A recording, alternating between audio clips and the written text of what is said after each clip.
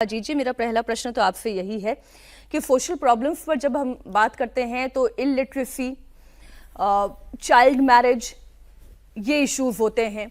जब आप माइनॉरिटीज से जुड़े हुए सोशल इश्यूज की भी बात करते हैं तो उसमें आपको बुर्का पर भी बात करनी चाहिए, हलाला पर भी बात करनी चाहिए, ट्रिपल तलाक पर भी बात करनी चाहिए, पॉलीगैमी पर भी बात करनी चाहिए। और अगर उसमें भी आप ये कहते हैं कि अत्याचार कैसे हो रहा है तो फिर केवल माइनॉरिटीज ही क्यों, फिर तो कन्हैया लाल पर भी बात होनी चाहिए। बिल्कुल नहीं, ये सबसे पहली बात तो ये है कि जब सब्जेक्ट ये विषय है सोशल साइंस की किताब में ये विषय है जो सोशल प्रॉब्लम्स को लेकर के, तो वो सोशल प्रॉब्लम्स में तमाम चीज़ें जो आपने बताई वो पढ़ाई जानी चाहिए। ये जो क्वेश्चन पेपर सेट किया हुआ है, ये जो सवाल पूछा गया है, ये इसको हम लोग या आप भी उसको लोडेड क्वेश्चन बोलते हैं। ये बड़ा लोडेड क्वेश्चन है।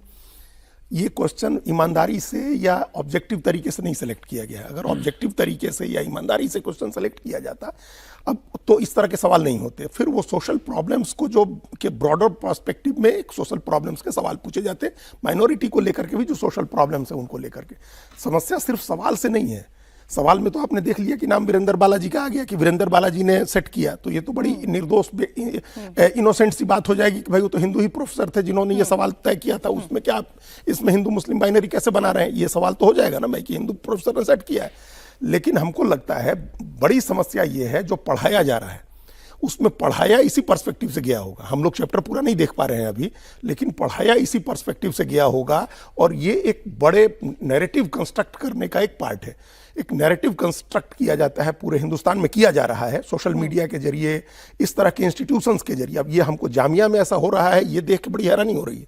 मतलब कोई अल-फलाह यूनिवर्सिटी जैसे बनी फरीदाबाद में, वहां हो जाए तो एक अलग बात है। जिस यूनिवर्सिटी का कैरेक्टर ये माना जाता है बनारस हिंदू यूनिवर्सिटी की तरह या जेएनयू की तरह या डीयू की तरह, ये माना जाए कि इसका कैरेक्टर सेकुलर होगा, उस यूनिवर्सिटी में इस तरह के लोडेड माइनॉरिटी के अपीजमेंट को लेकर के उस तरह के सवाल पूछे जाएं, ये बड़ी चिंता की बात है।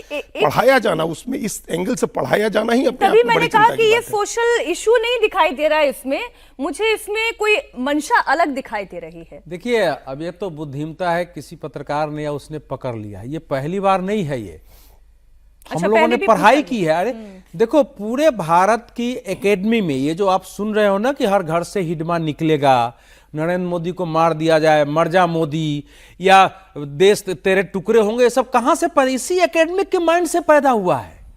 सोशल साइंस की पूरी पढ़ाई ऐसे ही रही है। हिस्ट्री के आप फ्रीडम मूवमेंट पढ़ेंगे तो मोटी मोटी किताबें लिखी, social background of Indian nationalism, और उसको पढ़िए, उसमें क्या लिखा हुआ है। ये पूरा यहां तक मैं आपको बता रहा हूं, मैं अभी भी कह रहा हूं कि लोग जरा जाके देखें, यूपीएससी का क्वेश्चन पेपर निकालो 1987 का, उसमें लिखा हुआ है कि how we do explain capturing of power in politics by Mahatma Gandhi, was any top level political game behind it. ऐसे पढ़ाई होता था कि महात्मा गांधी को भी, क्योंकि ये कम्युनिस्ट जो थे ना, पता नहीं ये कांग्रेसियों को क्यों समझ में नहीं आया। तो ये है अब आपके मैं क्योंकि सर तो पहले ये इसको समझना जरूरी कि माइंड जो पूरे देश में सेकुलरिज्म के नाम पर जो पैदा हुआ, इसलिए आज ये खबर लेने के पीछे उद्देश्य यही था सर। इसके भीसी को ऐसे नहीं होगा। इतने दिन के बावजूद ये वाइस चांसलर, तीन वाइस चांसलर इस सरकार में आए हैं, वहां की एकेडमिक काउंसिल है, वहां का रजिस्ट्रार्ड है, देन एंड देयर उसका रजिस्ट्रेशन लेना चाहिए। देखते क्या इसका रजिस्ट्रेशन लेना चाहिए, इसके विरुद्ध आंदोलन होना चाहिए। और ये ऐसे कैसे चलेगा? देश में आप आग लगा रहे हो, इन्हीं लोगों ने लॉबिंग करके और सच्चर कमीशन बनवाया, अब पूरे दुनिया में भारत को बदनाम किया, और पूरी सरकार में पहली बार देश में माइनॉरिटी अल्पसंख्यक मंत्रालय बना है। तो ये इसको आसान मत समझिए, पूरा माइंड तैयार किया गया है।